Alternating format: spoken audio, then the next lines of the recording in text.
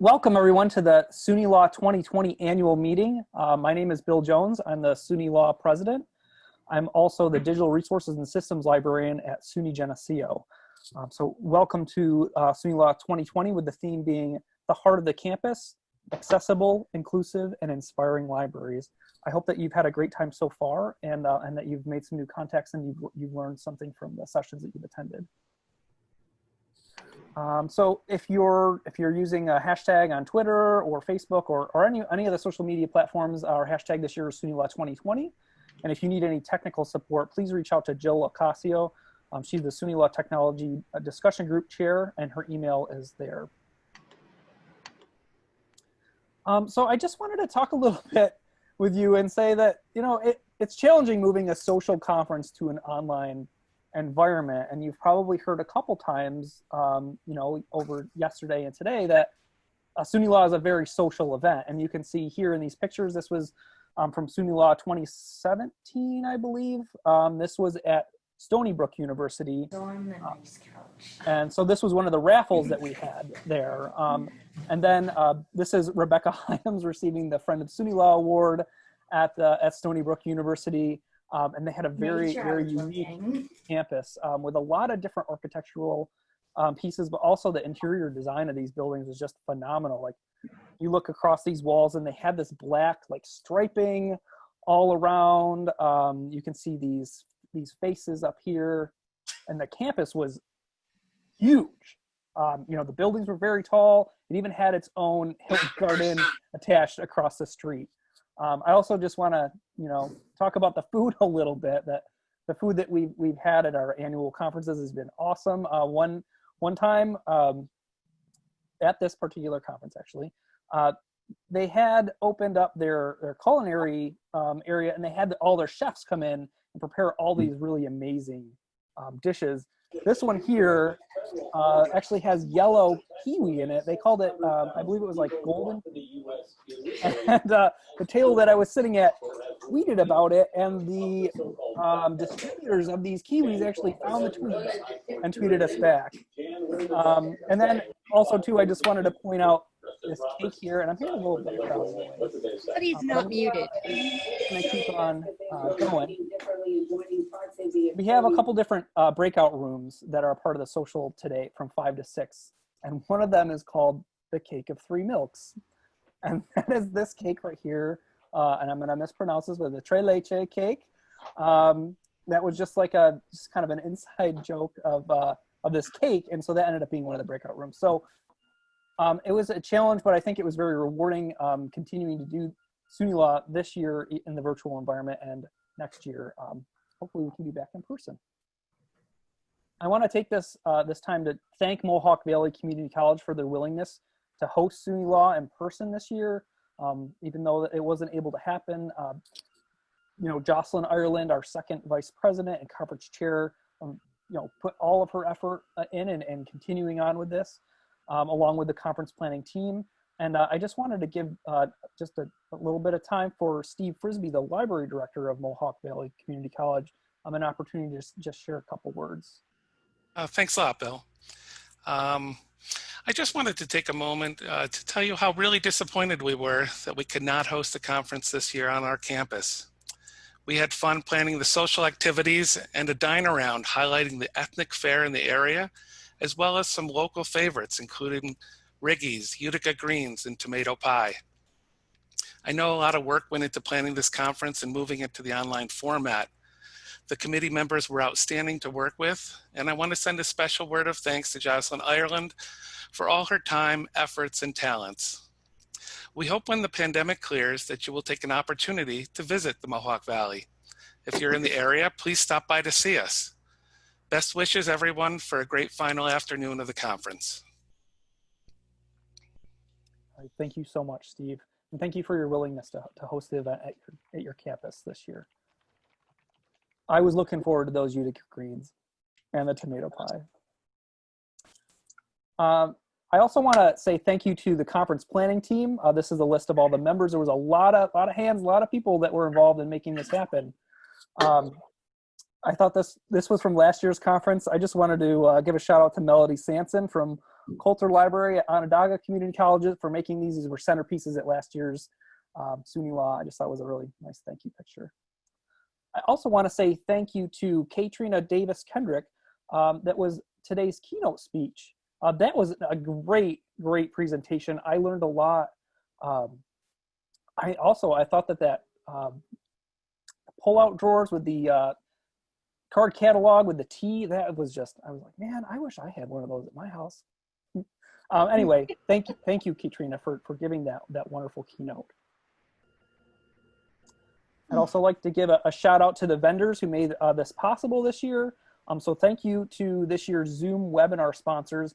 Each of these sponsors sponsored a track. We have 5 total tracks, and they helped make this event possible. So I'd like to say thank you to ProQuest, to TDS Health, to Teton Data Systems, to Elsevier, to Lyrasis, and to Infobase.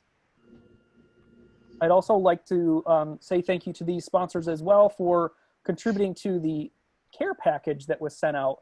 The first 200 registrants for this conference received a care package where they got a nice pint glass with the SUNYLA logo and EBSCO logo.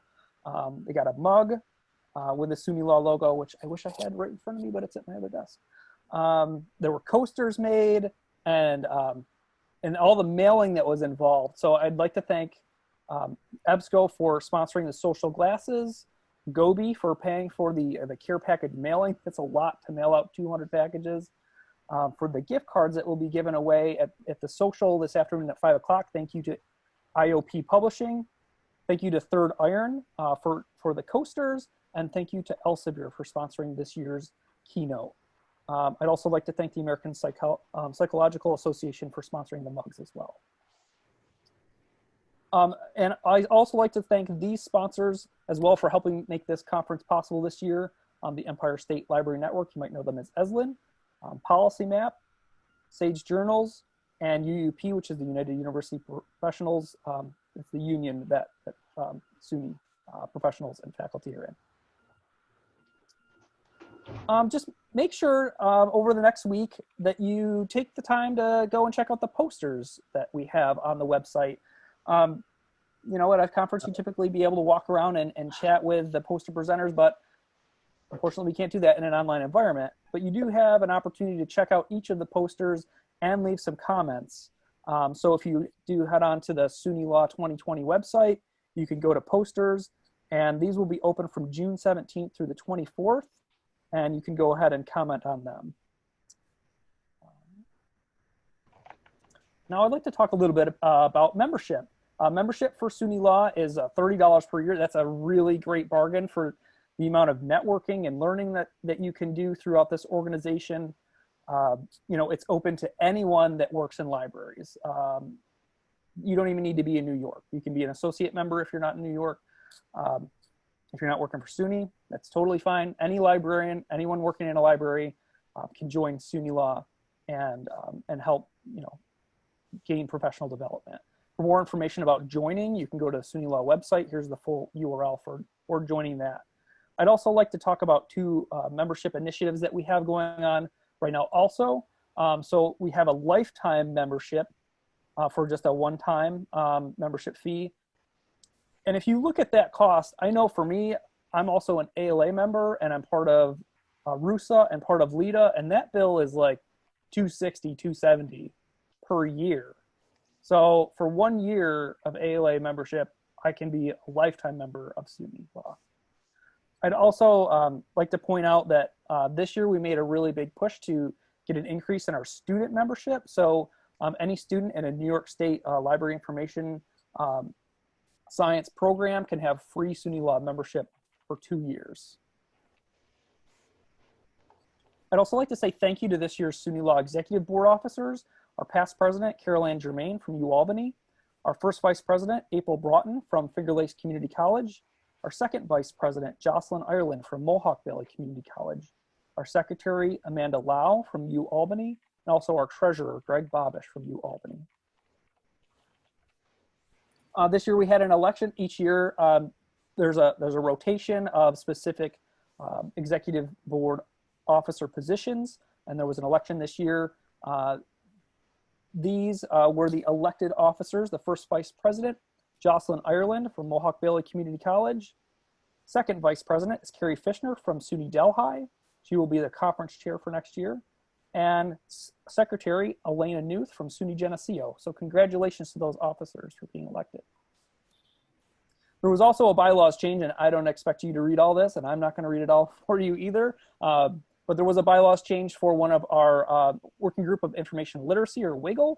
That the change that was suggested was to change the name of it and also update the charge so that it was more reflective. So those of you who are already familiar with WIGGLE, it's now known as SILK.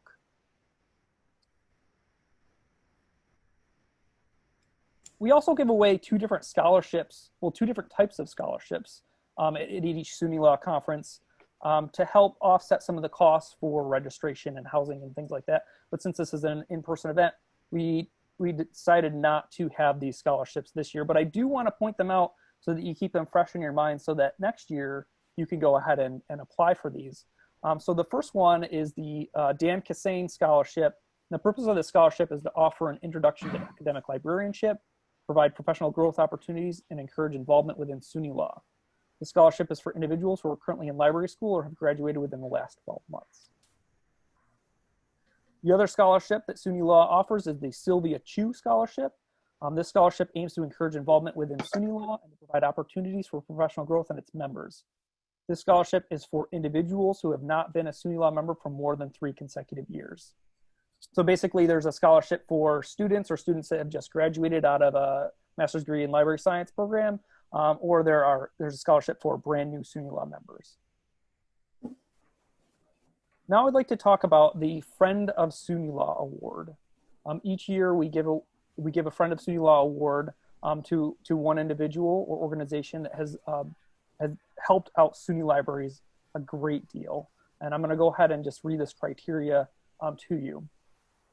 So the criteria for the Friends of SUNY Law Award: the exceptional leadership in projects and initiatives that further the goals of SUNY Law and SUNY libraries.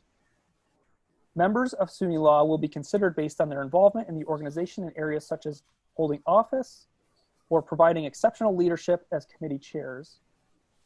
Another criteria is library administrators will be considered based on their collaboration with librarians, their creativity, and their openness to new initiatives that further the goals of SUNY Law and SUNY libraries. Another criteria is candidates from the public at large will be considered based on their collaboration with SUNY Law, their understanding of the mission of SUNY libraries, and their efforts to improve the quality of library services across SUNY. And finally, professional organizations as well as publishers, vendors, and other library-related commercial organizations will be considered given their active support and collaboration with SUNY Law and SUNY libraries. I'm very pleased to announce that this year's recipient of the Friend of SUNY Law Award is Curtis Kendrick, Dean of Libraries at Binghamton University. So congratulations, Curtis. I'm the only one you can hear clap. But I do want to read a couple nominations that SUNY Law received for Curtis. And if Curtis would like to, after I'm finished reading these, if he'd like to say a couple words, he could do that. So I'd like to read this first nomination for you. Please accept my letter in support of the nomination of Curtis Kendrick, Dean of Libraries, Binghamton University, for the Friend of SUNY Law Award. I have worked with Curtis on a variety of committees and task forces over the past 4 years, primarily related to consortial purchasing for SUNY libraries. Our shared committee work started in 2017 with the assignment to select a new vendor for the SUNY Connect contract. Curtis co-chaired this task force along with John Schumacher from OLIS. I was particularly impressed with Curtis's commitment to equality among task force members. His leadership style invited input from community college representatives, including me, library professionals, librarians, and other university center library directors. He was absolutely committed to participation from the full slate of SUNY library members. On several occasions, he reached out after a full committee meeting to ensure that all my views had been expressed and not suppressed by the size of the group or the strong opinions of other committee members. When working with vendors, Curtis is always welcoming, provides an environment of neutrality, yet applies his knowledge and critical view in dialogue and in negotiation. In the case of SUNY Connect negotiations, which coincided with early ALMA implementation, Curtis was sensitive to libraries' sense of feeling overwhelmed, to the advocacy for the needs of undergraduates, and to the demands of the research mission of SUNY. He steered the group to reach a unanimous decision and with favorable financial terms. After that work, Curtis was named the chair of the new SLC Commercial Products Committee, coinciding with the renegotiation of the Elsevier Science Direct contract. Through the 2-year effort, it really did start 2 years ago. Curtis unfailingly pushed at what was wrong with the big deal, from the disparity between SUNY and CUNY to the very metrics that were used to evaluate the subscription. How many of us have questioned the venerable cost per use metric, whereas Curtis literally turned it upside down? Please see his scholarly kitchen piece on use per cost, complete with complex mathematical formulae which added rich variables to provide greater complexity to a simple ratio. Again, Curtis provided steadfast leadership through a grueling process, insisting on a better deal rather than a big deal.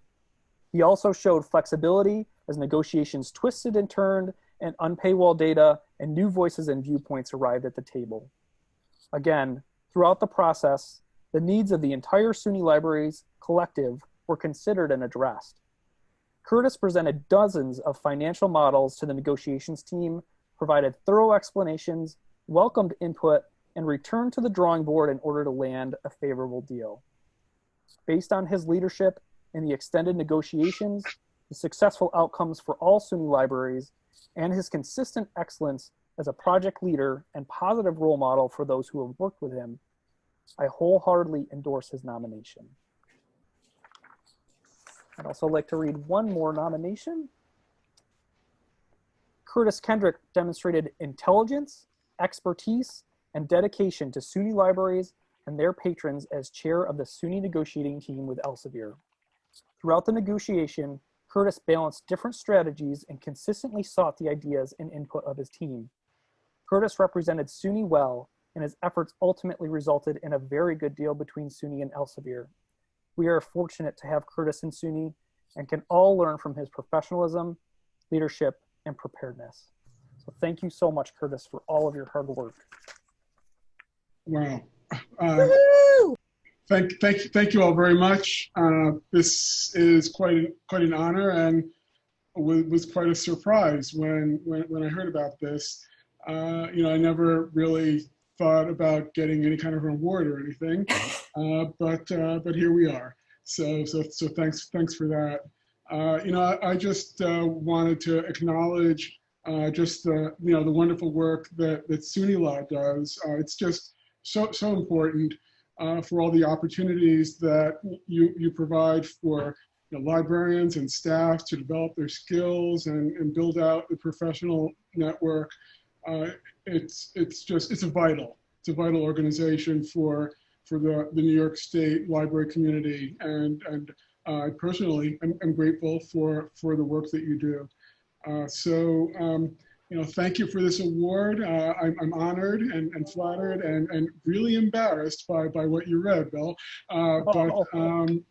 Here we are. So enjoy the rest of the conference, and hope to see you all Zooming or in real life sometime soon. All right. Thank you so much, Curtis. All right. And now I'd just like to let you all know about next year's conference. Please mark your calendars. It's going to be June 16th through 18th at SUNY Delhi. Here's a picture of the campus. If you've never been to Delhi, it's right here. It's I had the chance to go there at one of the SUNYLA meetings. It's beautiful down there. Lots of hills and mountains, trees, and actually I was so surprised by the red clay on the ground. Instead of dirt being all over cars, there's this red clay all over the sides of the cars. I know that's not all that interesting, but it's like, wow, look at that. So I hope to see you all there. I also want to remind you about our social from 5 to 6 p.m. We will be giving away prizes, and you do need to be present to receive those prizes. So that'll be from 5 p.m. to 6 p.m. today. In case you're wondering what this is a picture of the pint glass that came in the care package, and that's my 2-year-old daughter playing with the sticky hand that came inside of that glass, along with the chocolate. And that's actually Woody down there from Toy Story. So again, thank you so much for coming to the conference, and I hope that you've been having a great time so far. Please feel free to reach out to me, anyone in the SUNYLA officers, or just anybody that you meet. And please take this opportunity to learn and expand your network. So thank you so much.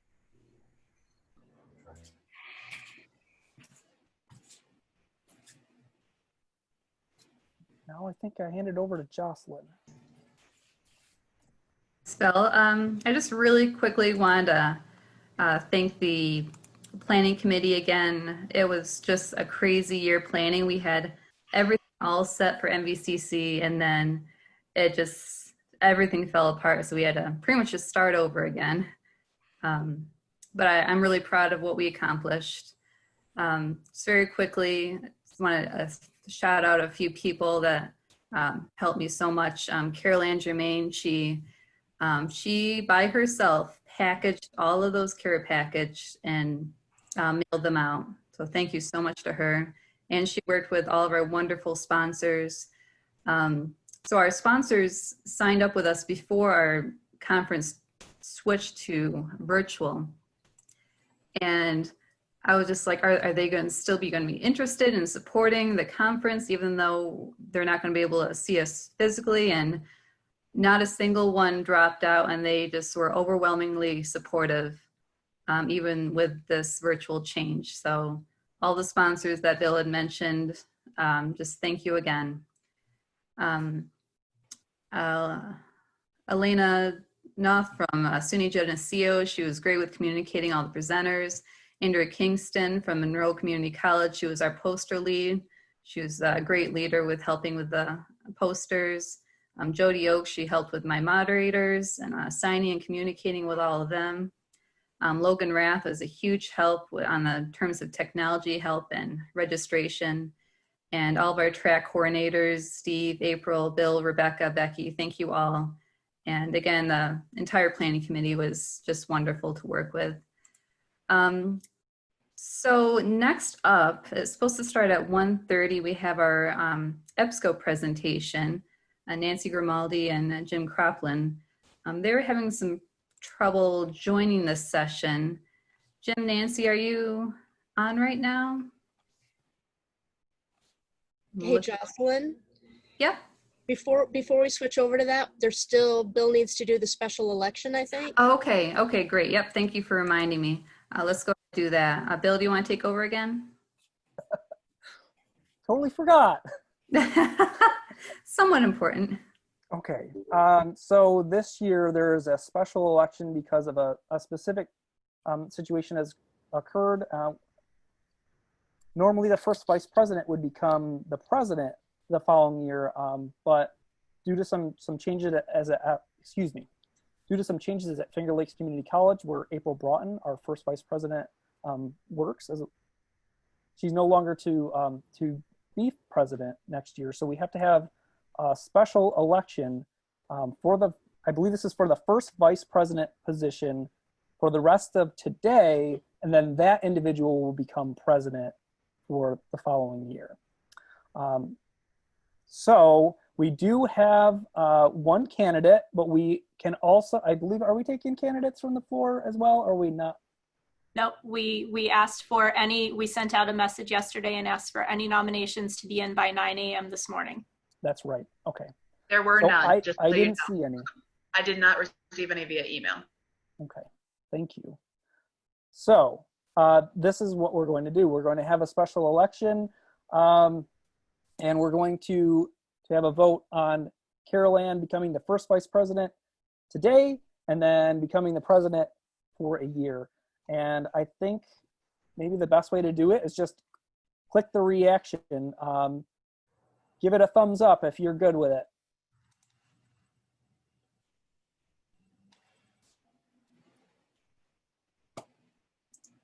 Physical thumbs up is good too.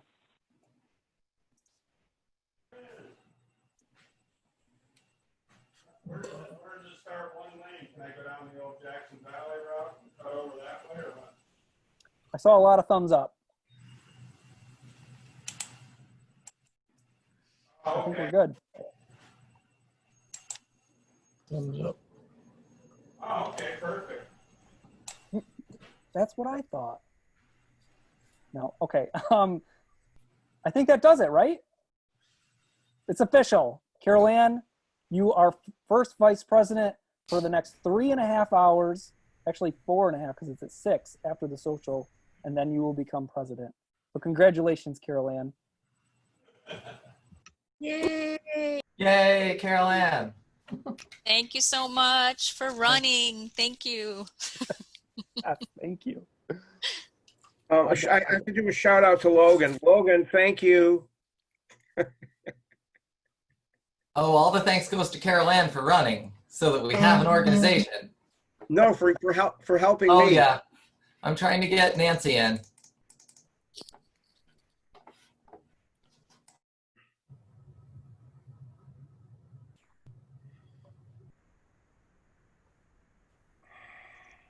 So are we ready for the EBSCO people? Are they ready for us? I don't think they're ready for us quite yet. Logan's trying to get them in still. So the special election, we had to follow bylaws, and so Carol Ann is fulfilling the remainder of April's term because they were unable to do so. So that's why we had to do it today. Just it looked like there was some confusion, and then Carol Ann will fulfill the next step of April's obligation.